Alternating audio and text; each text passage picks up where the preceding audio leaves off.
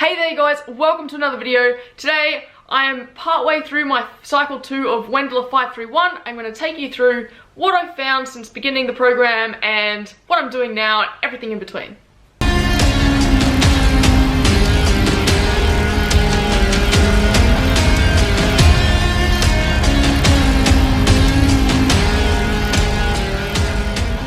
So like I said, I'm partway through. I've just finished week 2 of cycle 2. So I'm about to go into my 531 week.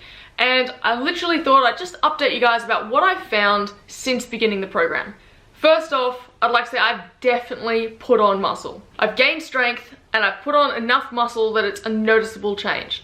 I've even had, after those sort of 8 weeks where typically people will notice a physique change in you, you'll notice about 4 weeks in, they'll notice about 8 weeks in. And at about 8 weeks, a couple people have said to me, you're looking strong, you're looking like you're bulking. And I've chosen not to take that as an offense because I kind of am. I'm increasing muscle and gaining strength. So that's been really, really positive, and thank you to those people who have said that. But in saying that, I thought I would also cue you guys into what I'm currently eating, sort of how I'm eating, and what my sort of nutrition goals are to ensure that I'm obtaining what I really want to do in the gym. So it's sort of that balance effect, because you can eat like an absolute pig and get a whole lot of strength gains, but also a whole lot of fat gains. So that's something I'm not wanting, but I'm going to talk you through that as well. So I'm currently eating at around maintenance, maybe a slight surplus some days, slight deficit other days. Really, I'm just like, I've got a ballpark number that I want to hit, same with macros, and I try and hit those as much as possible. And I'll go into this in a little bit more detail later on. But my overall goal is to maintain my muscle and increase my muscle as well as strength being the primary focus, while minimizing as much fat gain as I can. Now, I'm round about an intermediate lifter. I'm kind of new to the powerlifting type training, so I should get a little bit of extra benefits from that. But I'm definitely not a beginner. I've been training at least 3 years, so I'm not going to be getting those newbie gains, but I am likely increasing my muscle while potentially not gaining too much fat because I'm not an advanced lifter where I haven't been training 15, 20 years or more.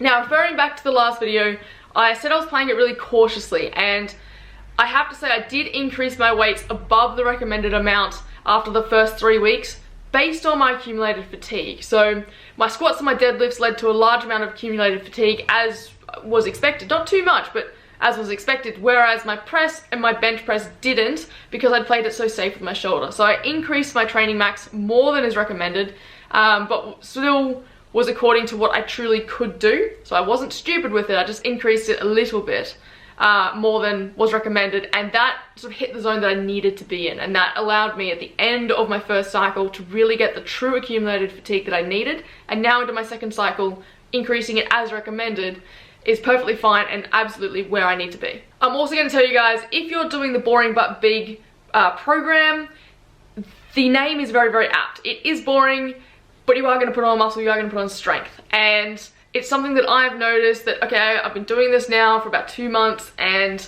I like the structure, I like the routine, but if you're not someone that enjoys that, you're definitely going to be bored. So just be aware of that, and if you're doing any sort of accessory lifts, while you'd stay with the programming for the main lifts that you're doing, so press, squat, deadlift, bench, you could absolutely find more variety in changing your accessory lifts if you're doing more afterwards. Also, since following the boring but big program, and if that sort of boring side of it is going to annoy you, but you're really motivated to do it, tracking your progress is huge. And I have really, really enjoyed tracking my progress through my workouts. So I actually write my full program each day in a book, and how many sets, how many reps I need to get, how many I do get, and looking at my RPE for certain lifts, mainly my last working set of the strength, so the 5+, 3+, 1+ set. So I really enjoy looking back and seeing, okay, today I've hit this amount of weight for this amount of reps, and I thought it was an RPE 9, 9.5, whatever it was. I'm always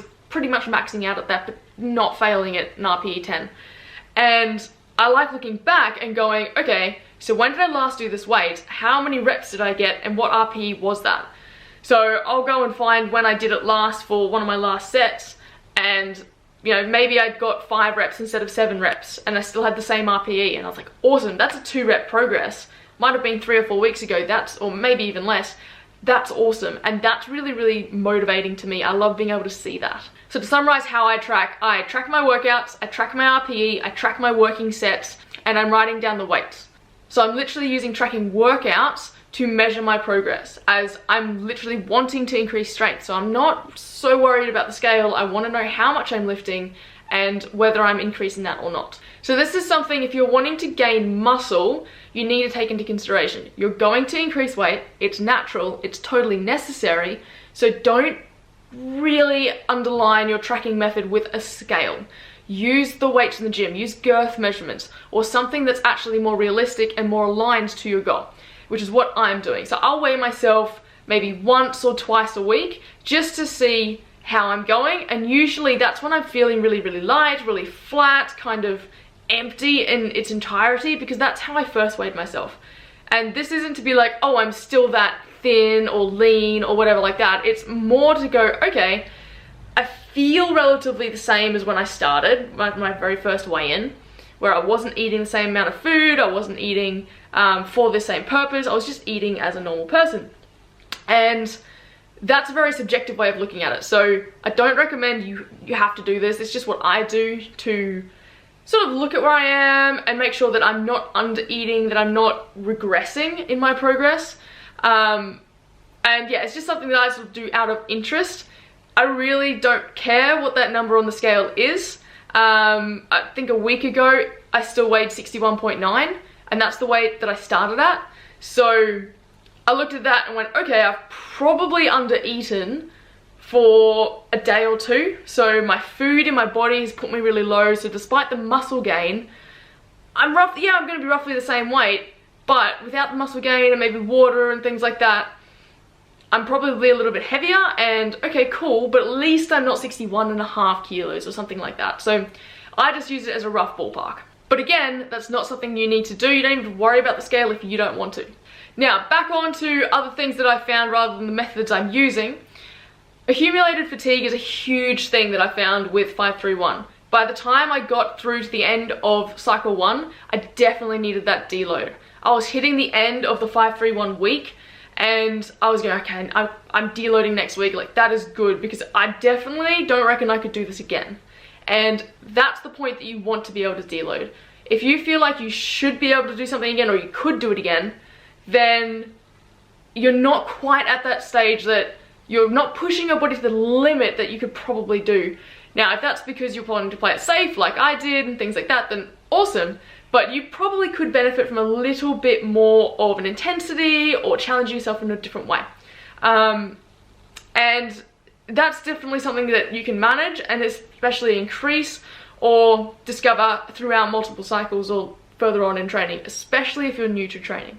So when I got to week 7 of cycle 1, I was ready for that deload. The first 2 workouts that I had in that week, while I was only using warm-up weights and I could feel that, yes, okay, my body probably couldn't do what it did last week, and I'm definitely going to benefit from taking it a bit lighter, taking it a bit easier.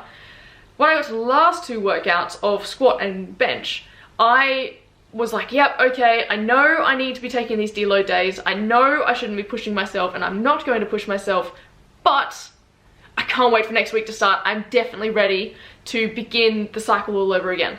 And that's exactly where you want to be for your deload. So it happened to be awesomely working out for me. I hit my numbers really well and the deload was perfectly timed.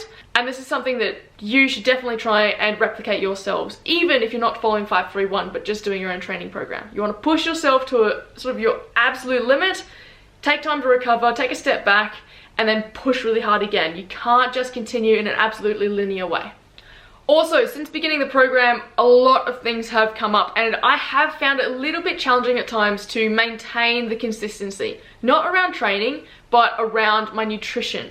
Sometimes my training will be later in the day as opposed to first thing in the morning, and that I can easily accommodate. But sometimes my nutrition is totally off, and that's where I've really had to then proactively get that food in or fix what I sort of missed and broke before. So occasionally through all the things that I do, my food intake has fluctuated, and that's through having to deal with and literally living a life with a full-time job, family commitments, moving house, and everything. So by having these different days and these different just life needs, sometimes I haven't made the optimal decisions, and that's totally normal, totally fine. So if you're doing that, cool. All you need to do is make sure that you are aware of that, aware of how that might impact your workouts, and then try and better that every day. So what I'm currently doing, and what I was doing before but would let slip, I'm being more consistent around my meal planning. Every week I make a plan of what I'm going to eat, make sure I get all my nutrients, my macros and everything. And then the idea is to stick to that, and regardless of whether I'm having 12-hour work days or anything like that, I need to make sure I'm getting that food so that I can recover from the workout I had and complete the next one optimally. So like I said, I use my meal plan, then I'll prep the food that I need to, such as some rice, some sweet potato. I might cook up all my meat for my work lunches, and then that's really easy for me to just pop in a container, dish up each day, and I can go. Now I tend to, while I'll make enough food for the week, so according to my numbers, like, you know, I'll need 1.5 kilos of sweet potato or something like that, then I'll have that in a dish, and I'll look, yeah, that's roughly enough. You know, I'll just eyeball it, and that's because I've been tracking for about 2 to 3 years on and off. I know how much I'm meant to eat and what sort of 300 grams of sweet potato or 200 grams of rice should look like. And that allows me to go, okay, well, I need this amount of carbs, this amount of protein, and put that into my meal plan, so that's that X amount of food, and then I can just eyeball it and go from there. So some days might be higher, some days might be lower. So it allows me that freedom of choice, and it also means that if I want to have a piece of cake that's brought into work, or a Bunnings snag, or something like that, I can, and I can just fit that in and make it play. So even if I'm higher one day, I can just choose to be lower another day, or if it happens to be a leg day, I'm probably going to be like, whatever, I'll just stick to regular nutrition and not even worry about it because my body probably needs it. Or at least can definitely use it. So overall, I have to say I am loving the Wendler 531 Boring But Big program. I'm loving my progress, I'm loving my strength gains, and I cannot wait to crush it in the gym every single week and absolutely smash those numbers. So I'm really liking the progress, and I really like the structure. I'm someone that really enjoys the structure. This is what I need to do, while also having that auto-regulation of, alright, this is how it feels, should I push myself accordingly or not? And that's literally still based around my shoulder. So having that balance of, this is what you need to be doing, and being able to be like, this is what my body says I should do, and how hard I should push myself with that 3+ set or whatever it may be, is really, really good and a really nice balance for me. So I enjoy that. Anyway, I hope you guys got a lot out of this, or at least something out of this video. If you haven't checked out my first sort of intro video as to what I'm doing, why I'm doing it, and Wendler 531 in general, I will make sure to link that down below. And I'll also link all of my socials so that if you want to let me know how you're going, if you're starting to follow the program, or if you're doing something different, I'd love to hear from you, and that would be awesome. Otherwise, catch you guys in the next video.